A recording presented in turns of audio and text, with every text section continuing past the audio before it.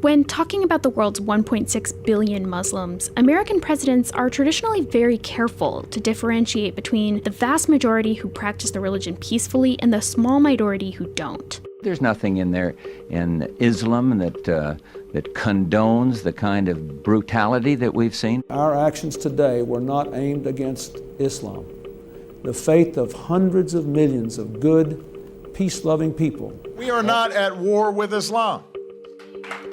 We are at war with people who have perverted Islam. President Donald Trump has not continued this tradition. Do you think Islam is at war with the West? I think Islam hates us. There's something there that there's a tremendous hatred. To understand why Trump is breaking with his predecessors, you have to understand his chief strategist, Steve Bannon.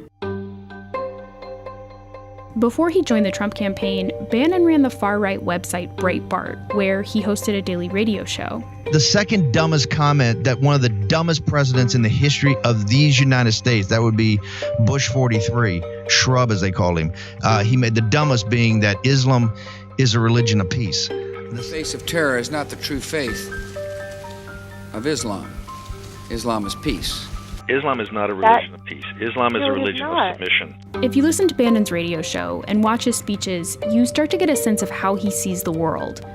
Bannon believes that the US and Western Europe are in the middle of an historical struggle against Islam itself. I think if you look back at the long history of the Judeo-Christian West struggle against Islam, I believe that our forefathers kept their son.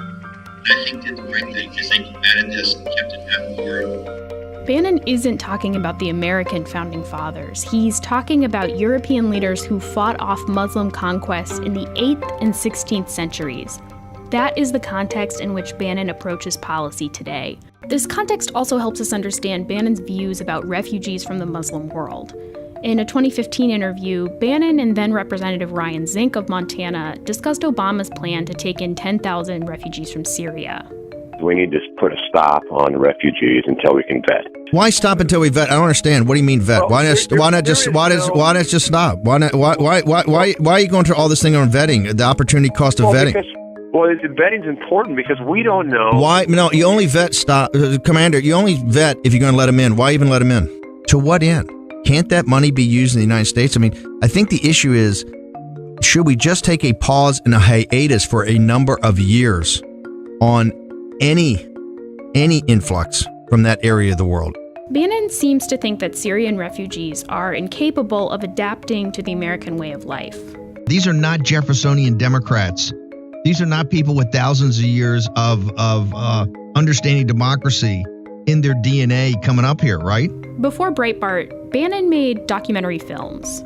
In the outline for one film, which he didn't end up making, Bannon warns of an Islamist takeover of the United States. The opening scene features the call to prayer and the Star and Crescent flying over the U.S. Capitol building. It's pretty dark here in Europe right now, but there's something actually much darker, and that is Islam. Though his current focus is on Muslims, Bannon has expressed a desire to keep all foreign-born people out of the U.S. In a 2015 interview, he disagreed when Donald Trump said that we should keep high-skilled immigrants in the U.S. We have to keep our talented people in this country. I think you agree with that. Do you agree with that? Well, I got a tougher, when 2/3 or 3/4 of the CEOs in Silicon Valley are from South Asia or from Asia, I think. On my point is that a country's more like Sessions. A country's more than an economy. We're a civic society. Bannon is wrong.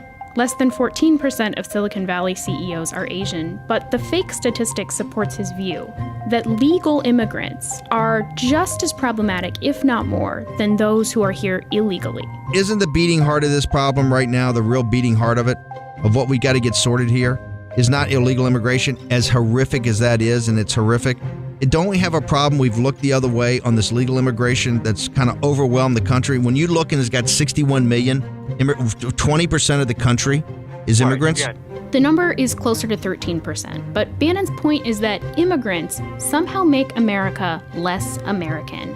He believes they don't share American values and that even when they're here legally, they take jobs away from native-born Americans. And in this view, Bannon is way out of sync with mainstream Republicans, who, along with business interests like the Chamber of Commerce, have long said they welcome legal immigrants. We're going to need more legal immigration. Immigrants are an economic engine of vitality for our country. They make things happen. We need to figure out how to have more legal immigration. Immigrants are the lifeblood of our society. I think probably the most dedicated Americans are those who come here as immigrants. Bannon blames legal immigrants for what he describes as a bleak economic landscape for native-born Americans. If you're under 30 years old, your children are going to be poor and your grandchildren are going to be paupers.